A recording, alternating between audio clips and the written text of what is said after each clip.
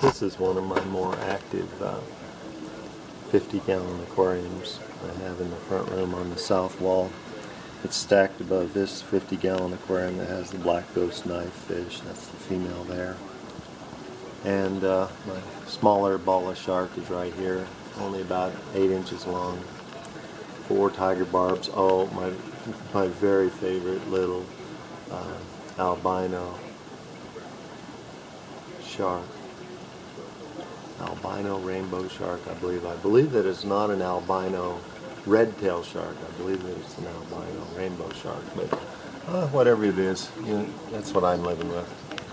Anyway, this is a feeding video about my giant danios. Oh, of course, there's my golden severums. But these giant danios I've had for over a year now. I've traded angelfish for them, and I've got 36 little pellets in my hand, and I'm going to drop them into the aquarium slowly and show you the feeding activity and feeding frenzy that these giant danios go into, because it's really fun to see.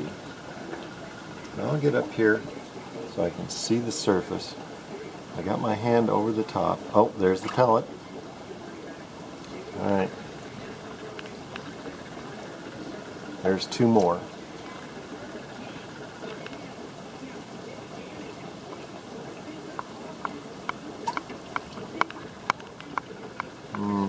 I think it's gone. I'm going to move my hand just a little bit more down towards this end. Oh, there's one.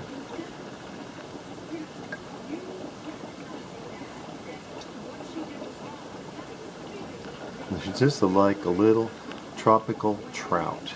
It's just a small fish. Just loves to... oh, it's gone. Alright, put some more in. 5. Wonder if that'll develop a little feeding frenzy.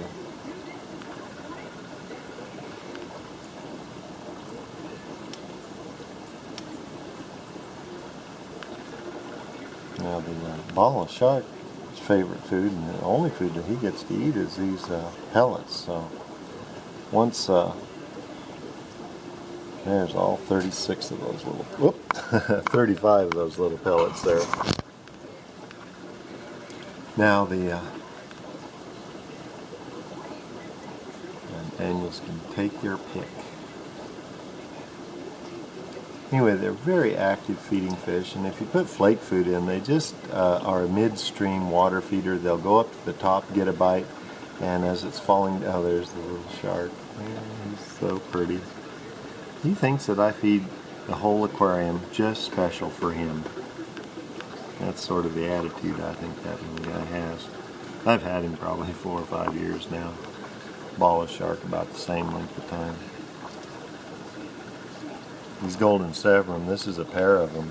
They've mated and bred, I think 2 times in this community fish aquarium, where there's no way they could ever save their babies at night from the Plecostomus and from the syndontis petricola, or petricola syndontis catfish. There's the male, and there's the small female right behind him, I believe. Might be wrong, but I think that's their sex. I raise petricola syndontis catfish. Oh, we've got a little catfish that's trapped. Let's see if he can get loose. He got himself in there. I may have to help him. Oh, his little female friend. Oh, gave him the... Oh, that was a Plecostomus that he was engaged with. Whoa, that's pretty neat. Can't believe that. That Plecostomus had a hold of that syndontis like you would not believe, didn't it? That was amazing. That's a male. This particular Plecostomus has an interesting story behind it. See that funny shovel-shaped snout of his?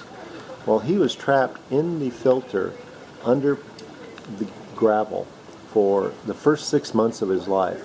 I had a breeding colony in this aquarium, and the Plecostomus, that one, swam down that filter tube and lived inside of that dark green filter tube, and it never went into the other 3 filter tubes as far as I know, and I spotted it after about 6 months. I hadn't had any Plecostomus in this aquarium, and I thought, you know, I'll get him out. He was about an inch and a quarter long, not very long, and he had that funny shaped nose, and so when I put him loose in the aquarium, he started eating normally, and I think living like he did in that filter tube, he's got quite an attitude towards people infringing on his territory like that syndontis thought it could. I don't think it'll be very soon when that syndontis male right there swims in there. The female just swam in there, and that's him chasing her out of his little home. Did you get to see that little episode of War on the fish front? This is that funny shaped nose on that male Plecostomus. Lived in under the filter plate for 6 months and in the filter tube. Never got any food other than the algae on the side of that tube. Then I let him loose into the aquarium, and that's him. That was about 3 years ago that all occurred. But you saw what happened to that little syndontis when it swam underneath the end of that tube. I don't know if you got to see him. I was watching it. I don't know if I was looking at the screen on the camera, but this Plecostomus really has an attitude. You saw him catch that male and hold him for, I would say,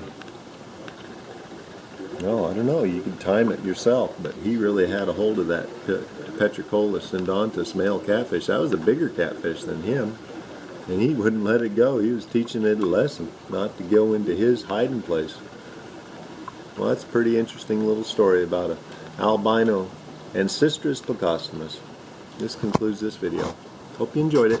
Give me a thumbs up if you did. That's just for my own pleasure. And give me a thumbs down if you don't like this video, you know, and I'll try to change it. But I'll never be able to film something like this again. I think this is a once in a lifetime, unless you just study and watch these fish. How soon is that syndontis petricola going to swim back into his little cave?